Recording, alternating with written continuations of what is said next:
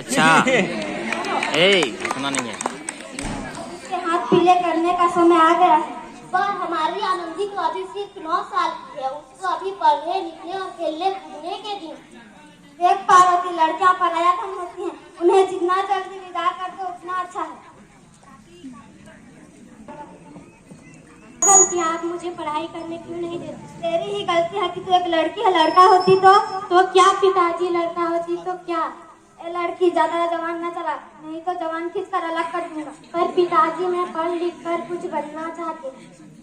ए लड़की, तुझे पढ़ना है तो पढ़, लेकिन सारी उम्र बाप की छाती पर यूं बोझ बनकर ना बैठ। पर पिताजी, अभी तो मेरी उम्र सिर्फ पढ़ाई लिखाई की है। मैं पढ़ लिख कर डॉक्टर बनना चाहती हूँ। पढ़ाई पढ़ाई पढ़ाई, आज तो तुम्हारे इन किताबों का काम तबाह करते ही रहूंगा। ले ले।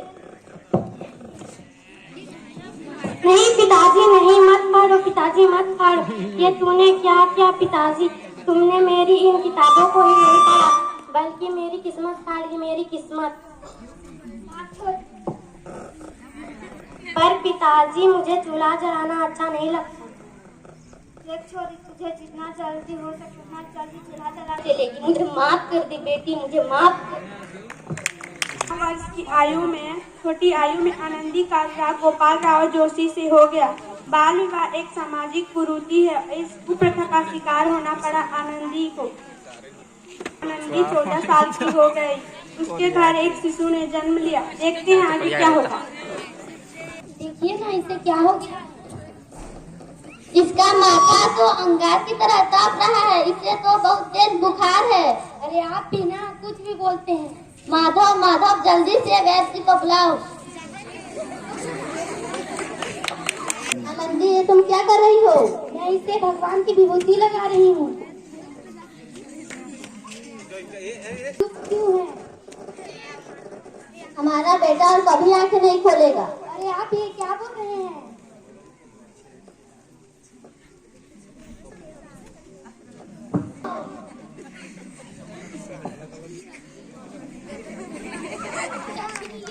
भगवान नहीं, तुम्हारे अशिक्षा और अंधविश्वास से तुम्हारा बच्चा छिना है। अगर तुम पढ़ी लिखी होती तो आज हमारा शिशु जीवित होता।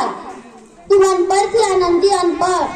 मैं अनपढ़ नहीं रहूंगी, ताकि मैं पढ़ूंगी ताकि कल कोई और आनंदी को इलाज के अभाव में अपना बच्चा न खोना पड़े। शाबाश आनंदी, ये है तुम्हारे शिक्षित। 12वीं का परिणाम आ गया है।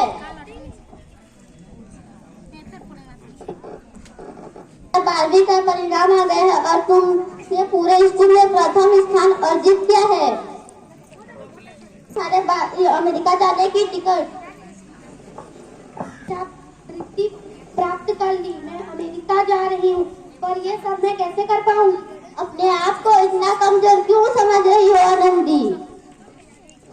फिर इतने पढ़ने लिखने का क्या फायदा? तुम अब भी गवार की गवार रहोगी। मैं गवार नहीं रहूंगी, मैं पढ़ूंगी। डॉक्टर और मेडिसिन की उपाधि प्राप्त करी। इधर आनंदी के पिता की तबीयत बहुत खराब थी। देखते हैं आगे क्या होगा।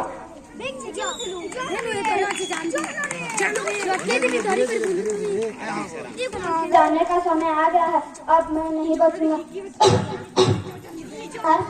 सिटी हॉस्पिटल में अमेरिका से डिग्री लेकर कोई बड़ा डॉक्टर आया है। चलो चल के दिखा लेते हैं। हाँ हाँ, चलो जल्दी चलते हैं।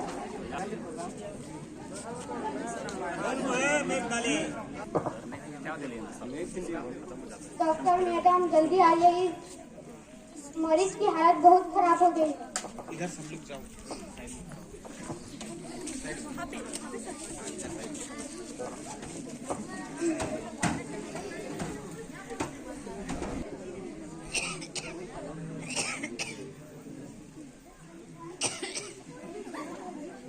मुझे बचा लिया, डॉक्टर साहब से मिलना है मुझे।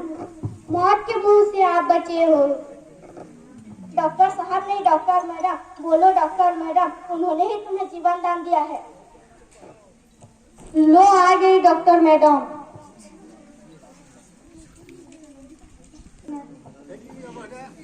क्या दे सकता? वचन, वचन चाहिए मुझे, ताकि कभी ये नहीं कहोगे कि लड़कियां कुछ नहीं कर सकती। वचन ये कैसा वचन? नहीं, तुम्हारी बेटी आनंदी। आनंदी? मेरी बेटी आनंदी डॉक्टर? हाँ पिताजी, वही आनंदी जिसके लिए बचपन में आपने चूल्हा और दूल्हा के अलावा कुछ नहीं सोचा था। माफ कर दे मेरी बच्ची, मुझे माफ कर दे। पिताजी, जिसके हाथ पीड़े करके उसकी पूरी जिंदगी काला कर देना चाहते।